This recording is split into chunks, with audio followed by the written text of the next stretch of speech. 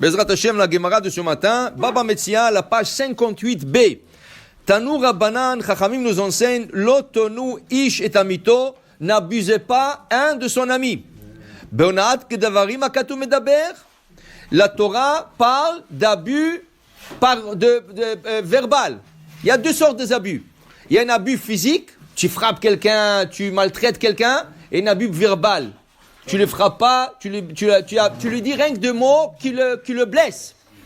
Alors il dit la Gemara, quand la Torah nous a écrit l'otonu ishetamito, ceci parle beonaat devarim, c'est l'abus verbal. La Gemara veut comprendre. Ata omer beonaat devarim, est-ce que vraiment c'est l'abus verbal? Ou eloena beonaat mamon. Peut-être la Torah n'a pas parlé d'onaat mamon, qui veut dire abus monétaire. Par exemple, quelque chose, il y a un livre, il coûte $10. Il vient un, tu dis, ah, celui-là, il a de l'argent. Combien ça coûte? Tu lui dis $20. Pourquoi? Si c'est $10, c'est pour le riche et le pauvre, c'est le même prix. Tu peux faire un rabais, mais tu ne peux pas augmenter le prix. Si tu as augmenté le prix exprès parce qu'il a de l'argent, ça c'est un abus monétaire. Et peut-être, la Torah, quand nous a dit n'abusez pas un homme de son ami, peut-être la Torah a parlé de ça. Qui c'est qui te dit que c'est là-bas, ça parle d'un abus verbal?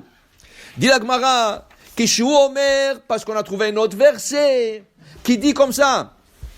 Vechitim kirumem kar la amitecha. Tu veux vendre quelque chose, tu sais qu'il y a un juif qui veut l'acheter. Donne la préférence à ton frère, à un juif. Dis-lui, voilà, j'ai quelque chose à vendre. Écoute, est-ce que tu es acheteur? Est-ce que tu peux acheter? Fais-lui même un petit prix s'il faut. Mais c'est mieux que de vendre à ton ami, à un juif. Comme ça, il peut profiter. Et ça reste dans la communauté. Oh, kano miadamitecha. Tu veux acheter quelque chose. Il y a deux magasins. Un, le propriétaire est juif. L'autre est propriétaire goy. Je dois, a priori, aller chez le juif acheter. Maintenant, s'il y aura un gros prix, une grande différence de prix, tu n'es pas obligé d'acheter. Si le juif, vraiment, il est très cher et le goy, il est beaucoup moins cher, personne ne va t'obliger d'acheter chez le juif.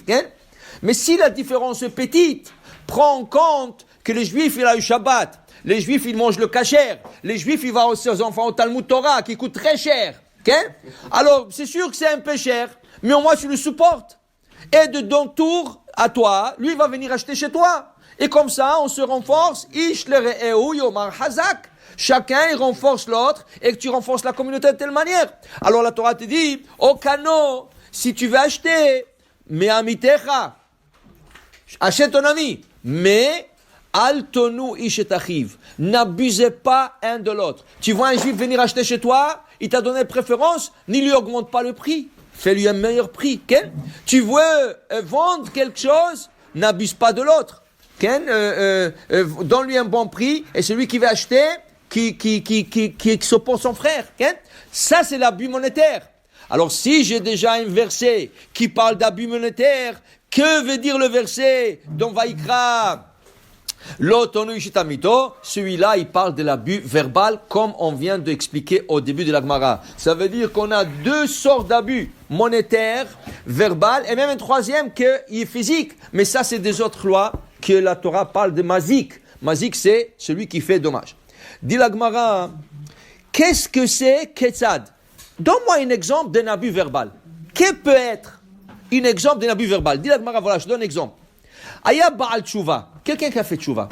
Il ne mangeait pas kasher, il faisait pas Shabbat, il faisait rien du tout. Et Baruch Hashem, sa neshama a été éclairée, il est parti dans un séminaire, quelqu'un lui a dit, Ken, tu sais, Tshuva, tu peux faire n'importe quoi qui tu peux faire Tshuva. Tu sais pas comment tu peux faire Tshuva. Ken? Il y a un qui a fait Tshuva avec le bonbon M&M.